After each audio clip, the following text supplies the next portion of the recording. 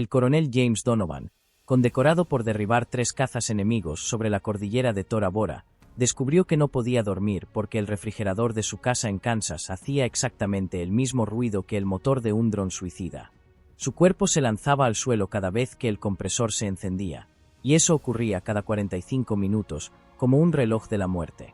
La psiquiatra del Hospital de Veteranos de Wichita le explicó que su cerebro había internalizado el sonido como una amenaza, y que no había pastilla para olvidar 1500 horas de vuelo en combate. Donovan escuchó el diagnóstico en silencio, con las manos apoyadas sobre las rodillas, y luego preguntó si existía algún lugar donde no hubiera refrigeradores, ni microondas, ni teléfonos, ni nada que se pareciera a un aparato militar. La psiquiatra le habló de los faros abandonados en la costa de Maine, estructuras deshabitadas que el gobierno vendía por unos pocos miles de dólares a quienes aceptaran restaurarlas sin ayuda estatal. Donovan condujo durante 30 horas desde Kansas hasta el faro de Balebac Cove, un cilindro de ladrillo rojo construido en 1887 y apagado desde la década de los 70. El agente inmobiliario se rió cuando dijo que quería vivir allí. No hay agua corriente, no hay electricidad y la marea sube hasta la puerta 3 veces al día, le advirtió. Donovan pagó $5,000 en efectivo, la mitad de lo que gastaba al mes en Bourbon tratando de callar los recuerdos de su ala destruida en Afganistán. Subió los 110 escalones hasta la linterna la primera noche y se sentó con la espalda contra la pared de hierro fundido, esperando escuchar el primer ruido que lo haría saltar. Pero todo lo que oyó fue el viento silbando entre las vigas oxidadas y el golpe rítmico de las olas contra las rocas, un sonido que no se parecía a ningún misil que conociera. A las 11 de la noche, cuando en su casa de Kansas el refrigerador comenzaría su ciclo de tortura, Donovan sintió que su mandíbula se relajaba por primera vez en 6 años. No hubo sobresalto, no hubo sudor frío, no hubo esa descarga de adrenalina que lo hacía morderse el interior de las mejillas hasta sangrar. Simplemente se quedó mirando el faro del vecino, a 9 kilómetros al norte, parpadeando cada 5 segundos como una estrella fija que no pretendía matarlo. A la mañana siguiente, Donovan escribió una carta a su antiguo compañero de escuadrón, el mayor Thomas Reilly, que vivía en una caravana en Montana desde que su esposa lo abandonó después de la tercera crisis de pánico. En la carta no puso más que 2 líneas. He encontrado un lugar donde las alarmas no existen. Vente. Reilly recibió la carta 2 semanas después. La leyó 3 veces y luego metió su pistola de servicio en una caja de zapatos que dejó olvidada en el armario. Condujo otros 3 días cruzando el país, durmiendo en estacionamientos de camioneros, y cuando llegó al faro de Balebac Cove encontró a Donovan sentado en la escalera con una lata de sardinas y una sonrisa que no le veía desde la Primera Guerra del Golfo. Los 2 veteranos compartieron el faro durante 8 meses sin apenas hablar, dedicándose a reparar las grietas del hormigón y a limpiar la linterna con trapos de algodón. A veces subían juntos a la plataforma superior cuando amanecía, y observaban el horizonte sin decir nada durante horas enteras. Reilly descubrió que el ruido de sus propios pensamientos, ese zumbido constante de fragmentos de combate que rebotaban en su cráneo, comenzaba a disolverse en el rumor del mar. Una noche, mientras bebían café frío en la oscuridad, Donovan pronunció una frase que ninguno de los dos volvería a olvidar. Esto es lo contrario de volar. ¿Qué quieres decir?, preguntó Reilly. Confundido por la afirmación de su amigo, Donovan respondió. Cuando vuelas en combate, estás encerrado en una cabina del tamaño de un ataúd, escuchando a 20 personas gritar por la radio, con la certeza de que a cualquier segundo te van a derribar. Aquí estoy encerrado en una torre del tamaño de una casa. Solo escucho el viento y sé que nadie va a dispararme.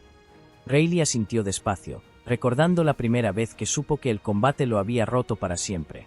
Fue en un supermercado de Billings, cuando un niño hizo estallar un globo y él se tiró al suelo cubriéndose la cabeza.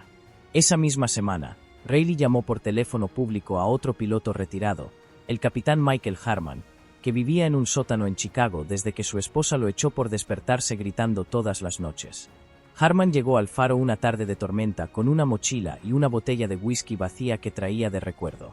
Los 3 expilotos se sentaron en la sala de máquinas abandonada y Harman contó que había intentado suicidarse 2 veces porque no podía soportar el ruido de la ciudad. En Chicago todo suena como un campo de batalla. Las sirenas, los taladros, los perros ladrando, las bocinas. No hay radar que filtre eso, dijo con la voz rota. Donovan le sirvió un vaso de agua de lluvia y le señaló la escalera de caracol. Tienes 110 peldaños hasta el silencio. Sube cuando quieras. La noticia del faro de Balebac Cove se extendió entre los veteranos del Escuadrón 47 de cazas furtivos, aquellos que habían volado misiones de reconocimiento sobre Bagdad y Kabul. En menos de un año, 6 pilotos retirados compraron faros abandonados en diferentes puntos de la costa atlántica, desde Nueva Escocia hasta Carolina del Norte. Se enviaban cartas manuscritas con códigos que solo ellos entendían. El radar está limpio, tierra a la vista, cambio y fuera. Ninguno de ellos se llamaba por su nombre en esas cartas, sino por el nombre de su faro, Balebac Rock Point, cambio. Una periodista de Boston intentó entrevistar a Donovan después de que un pescador contara la historia de los pilotos locos que viven en faros muertos. Donovan la recibió en la puerta del faro con una escopeta de caza apoyada en el hombro, no por amenaza sino por costumbre. Le dijo a la periodista, sin dejar que entrara: «Usted escribe sobre guerra sin haber estado nunca en una. Nosotros vivimos la guerra todos los días. La diferencia es que aquí hemos dejado de escucharla».